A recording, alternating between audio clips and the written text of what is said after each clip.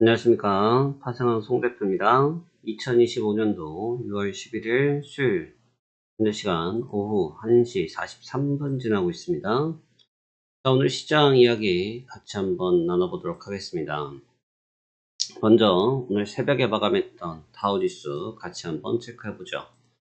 새벽에 마감했던 다우지수는 전일 대비해서 105포인트 0.25%가 상승을 한 42,866포인트에서 상승 마감했습니다.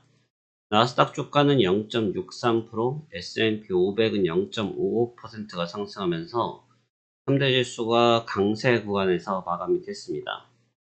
일단 어제 장중에도 계속해서 미국과 중국의 협상이 계속되는 가중에 오늘 아침 8시경에 우리나라 시간으로 아침 8시경에 발표가 났습니다.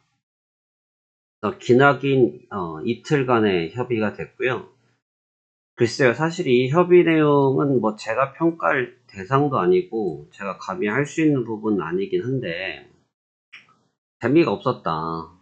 근데 이거는 뭐 제 느낌이 그런 게 아니라 시장을 보면 답이 나와 있습니다. 시장의 움직임이 굉장히 제한적이죠. 왜 제한적일까? 거꾸로 생각해 보시면 결과가 썩 재밌지 않았다라고 생각할 수 있는 겁니다. 빅딜이 없었고요.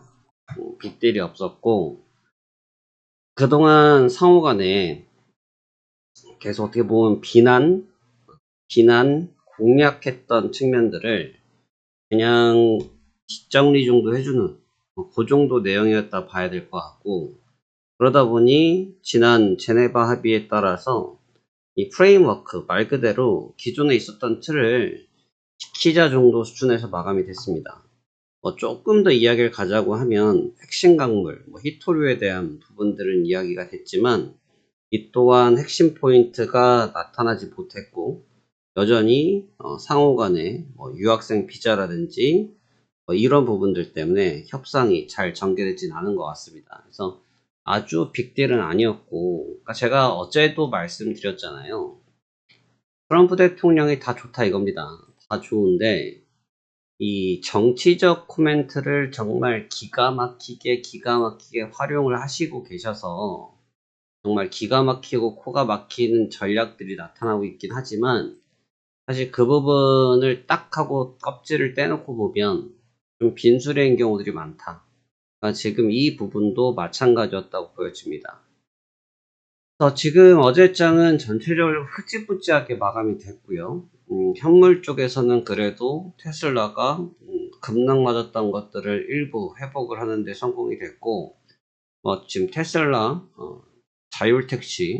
자율택시랑 그다음에 일론 머스크가 지금 LA에서 나타나고 있는 시위에 대한 부분을 의견을 밝힌 부분이 트럼프 대통령과 의견이 일치한다는 점. 사실 저도 이제 제가 지금 웃는 얘기가 이게 과연 이 내용이 맞는 것인가, 그 방향성이 일치하면 서로 사이가 좋아지는 건가 전 잘 모르겠습니다. 하여튼 그러한 내용들로 시장을 좀 잘 이끌어낸 것 같습니다.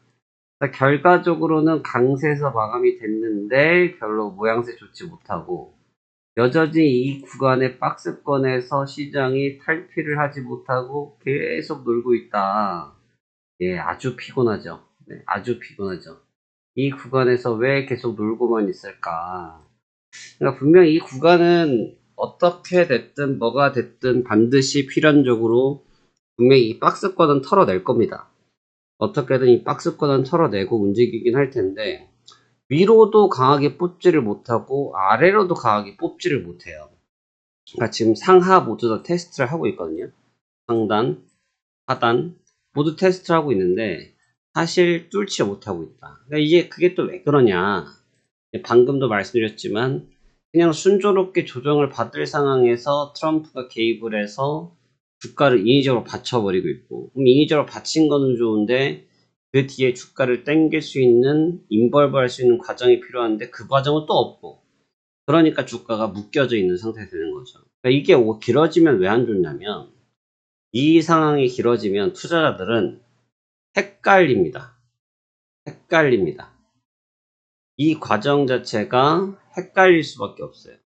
이 과정이 헷갈리기 시작하면 어떤 현상이 생기냐면 시장의 유동성이 꼬여버리는 상황이 생깁니다. 시장의 유동성이. 이제 그게 가장 두려운 거죠. 그러면 이제 그 과정 속에서 수급이 기하급수적으로 움직이는 수가 있거든요. 기하급수적으로 움직일 수가 있기 때문에 예상치 못한 변동성이 발현될 가능성이 아주 높은 거예요. 그래서 그 부분이 조금은 조심스러운 움직임이 연출되고 있더라. 이렇게 설명드릴 수 있겠습니다. 지금 이제 국채를 제가 오랜만에 좀 같이 봐드릴게요. 국채를 오랜만에 좀 같이 봐드리면 시장이 좀 애매할 때는 좀 다양한 데이터들을 같이 좀 볼 필요가 있거든요. 다양한 데이터를 같이 볼 필요가 있는데 지금 국채 레벨링도 4.5 레벨링 이상은 제가 굉장히 위험하다고 말씀드렸죠. 이 4.5 이 레벨링 아래 단계에서 지금 좀 유지를 하고 있는데, 자 보세요. 주가가, 그러니까 종합주가 지수가 연 며칠 지금 괜찮잖아요. 괜찮단 말이죠. 이 종합주가, 여기서 종합주가 지수 우리나라 말고 그냥 다우지수를 종합주가 지수를 표현한 겁니다. 괜찮아요. 그럼 사실 이게 안정화를 찾아야 되기 마련인데 국채가 안정화를 못 찾고 있어요. 왜 그러냐면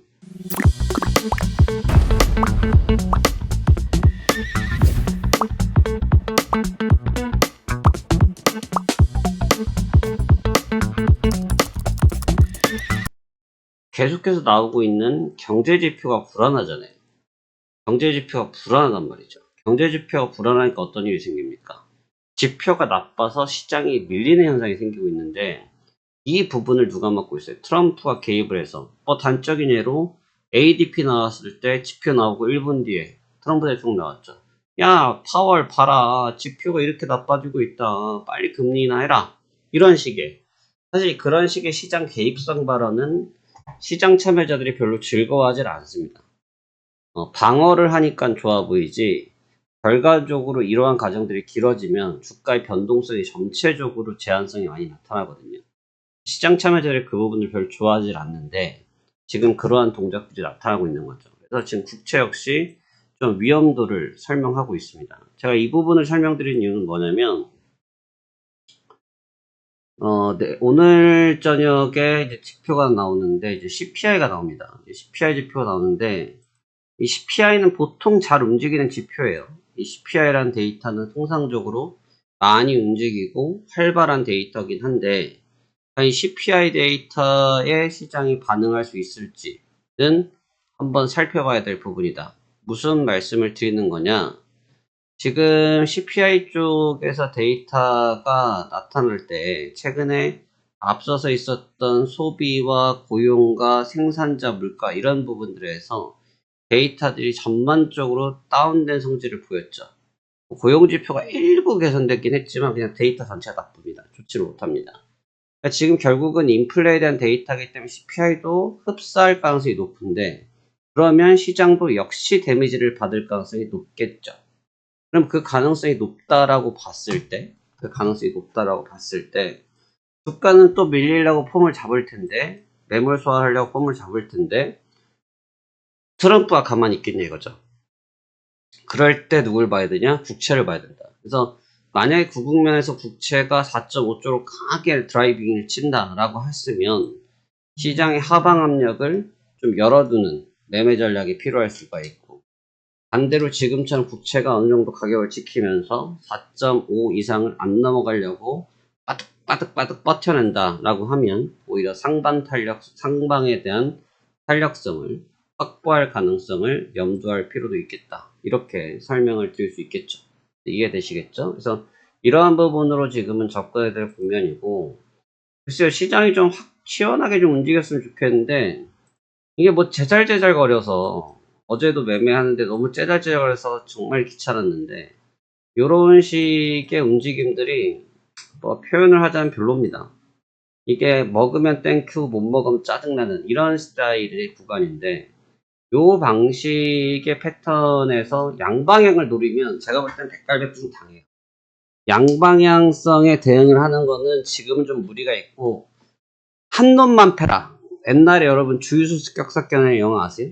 여기 보면은 유호성 씨가 있는데 거기서 그러잖아요. 난 한 놈만 팬다. 그러니까 지금 시장은 좀 그런 느낌이 필요합니다. 그래서 롱이든 숏이든 본인이 좀 갖고 있는 가치관에 따라서 접근하면서 그쪽으로 대응하는 게 낫지, 양쪽을 찍으려고 하다가 이게 두들겨 맞기 딱 좋은 스타일이다. 너무 고가에서 박스를, 지금 기준은 고가가 맞으니까 이게 지금 여기가 신고점이 될지 아니면 여기가 뭐 바닥이 될지는 뭐 지나고 나야 아는 거니까, 모르는 일이니까 알 수가 없지만, 만약에 이 구간이 고가라고 했을 때 또는 저점이라고 했을 때 여기서 그냥 빠르게 한쪽을 치고 빠졌을 때 대응을 하면, 오히려 이제 그 기준에 맞춰서 끊어내든지 뭐 따라 붙든지 이렇게 할 수 있는데, 양쪽을 열어두게 되면 지금 이 구간에서의 박스가 길어지다 보니까 심리적으로 시장이 다시 돌아올 거라는 게 있단 말이죠. 근데 이 구간을 다시는 못 돌아오는, 영영 못 지켜보는 그런 자리가 될 수도 있다는 거예요. 다시는 이 자리를 구경을 못하는 수가 있다. 그래서 그 부분을 염두하는 매매 전략의 대응이 필요하다는 겁니다. 그 점 좀 주의하셨으면 좋겠고, 현물들은 뭐 무난해요. 현물들은 무난하고 뭐 아주 좋은 탄력을 갖고 있고 아주 무난한 뭐 상승과 조정을 같이 병행을 하고 있기 때문에 현물 쪽에서는 아주 특이한 점은 없습니다. 추세가 결정난 그림도 보여주지 않고요. 그래서 현물도 무난하다. 그러니까 현물이 무난하다는 얘기는 시장이 아직 뚜렷하게 길을 잡고 있지 못한다. 근데 이 부분은 뭐 어찌됐든 결과론적으로 방향성을 잡을 거다. 그래서 그 점을 우리가 대비해서 향후 전략적 대응을 하자, 이런 의견 제시하도록 하겠습니다. 시장이 귀찮습니다. 네, 꽤 귀찮은 자리예요. 우리나라 장이 오히려 시원시원하고 여기 장이 좀 흐지부지해지고 있는데, 이런 구간일수록 조심스럽게 잘 대응하셔야 향후 좋은 결과 얻을 수 있으리라 생각됩니다. 그러면 오늘도 성공 투자하시길 바라겠고, 시장 참여 준비해 보도록 하죠. 감사합니다. 화생한 송 대표였습니다.